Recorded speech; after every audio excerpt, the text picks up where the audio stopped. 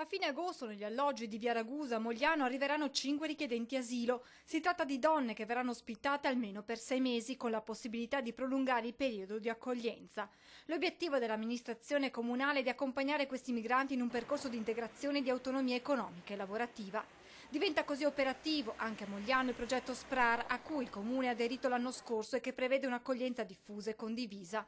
Venerdì sera verrà organizzato un incontro con gli altri condomini che vivono nella palazzina per informarli sulle modalità di questa accoglienza. Siamo convinti che questo è il vero e unico modo possibile per dare una reale prospettiva a queste persone che hanno sfidato la morte per sfuggire da atrocità e guerra, ha spiegato Daniele Ceschin, assessore all'integrazione del Comune moglianese.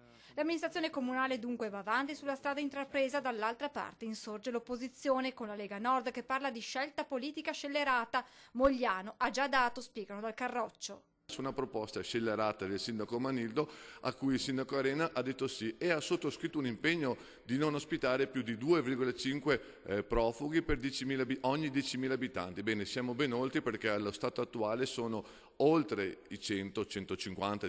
In questo modo, continua Azzolini, si crea un pericoloso precedente. Tanti altri appartamenti potrebbero essere a disposizione, hanno una vocazione perché sfitti ad essere affittati. Il pericolo, spiega ancora il consigliere comunale, è che gli immobili vengano svalutati. Il rischio è proprio questo, di vedere depauperato un intero condominio. È una preoccupazione degli abitanti, dei condomini, è una preoccupazione di noi amministratori che non siamo minimamente stati informati. Chiederemo per questo un consiglio straordinario per dire no a questa modalità di accoglienza.